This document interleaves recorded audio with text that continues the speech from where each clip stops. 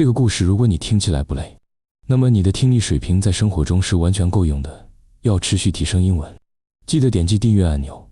我们开始吧。One drop decided everything. Long before the words were spoken out loud, the idea already ruled the room. A man could smile, promise, swear on his name, but none of that mattered when gold was on the table. In early markets, gold was power. It paid debts, bought land, fed children, and decided who survived the winter. The problem was simple. Real gold and fake gold looked almost the same. Merchants learned this the hard way. A farmer might sell a year of hard work for a coin that felt right in his hand and shined just enough in the sun. Weeks later, he would find out the truth. The coin was mixed with cheaper metal. His money was gone. The damage stayed. People stopped trusting faces. They stopped trusting words. They wanted something that could not be fooled. That something was acid. Gold testers carried small bottles wrapped in cloth. The liquid inside looked harmless, almost boring. But everyone knew what it meant. When a deal reached the point of no return, the tester stepped forward. A scratch was made. A drop fell. Silence followed. If the metal stayed the same, calm and steady, the deal lived. If the color shifted, even a little, the lie was exposed. No argument could save it. The acid had spoken. This moment became known as the acid test. Not a guess. Not a hope. Proof. The phrase stayed close to the truth of its birth. It meant a final check, the moment when pretending stopped working. Over time, people carried it beyond gold. They used it for work, for trust, for decisions that mattered. But the meaning grew sharper in the middle of the 20th century. America was loud, fast, and restless.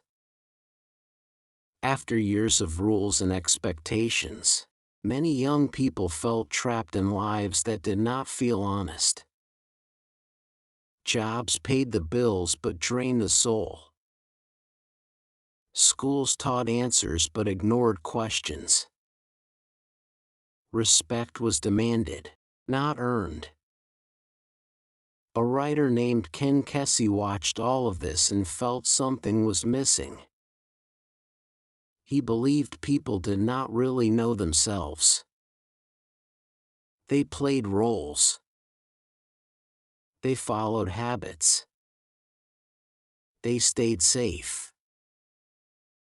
So he created a test. Not with acid in a bottle, but with chaos in motion. He bought an old bus and painted it with colors that refused to behave. He gathered artists, musicians, and outsiders. They drove across the country, not to explain anything, but to push people out of comfort. They called their gatherings acid tests. The rooms were loud. Music bent and twisted. Lights flashed without warning. There was no clear schedule, no instructions to follow. People walked in confident and walked out unsure of who they were. That was the point. When things made sense, anyone could look calm. When things broke down, truth leaked out. Fear showed itself. Ego cracked. Kindness appeared in strange places. Some people tried to control the night and failed. Some laughed until their masks fell away. Some realized they had been pretending for years. Those nights became famous, but the idea behind them was older than the bus, older than the music.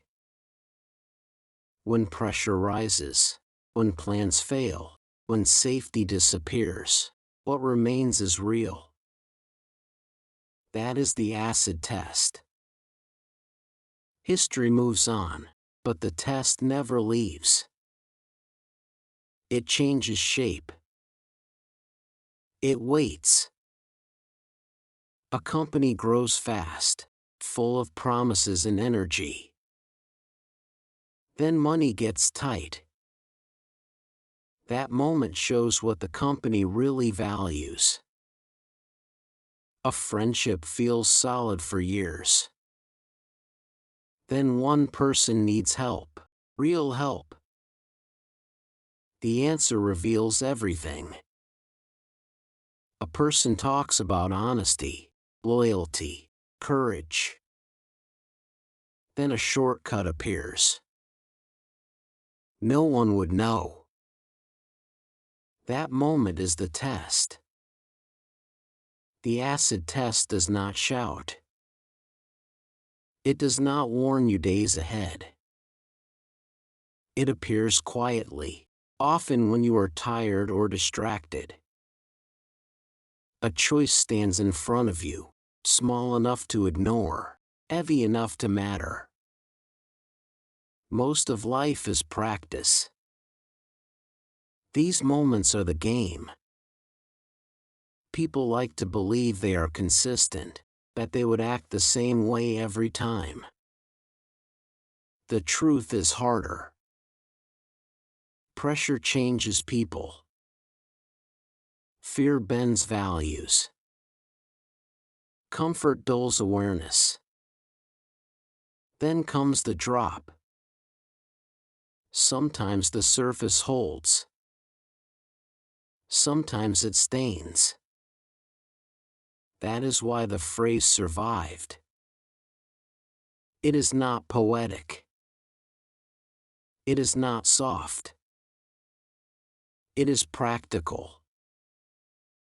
It reminds us that truth shows itself under stress.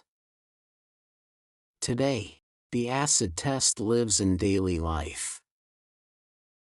It shows up in meetings, in arguments, in private decisions made late at night. It asks the same question it always has.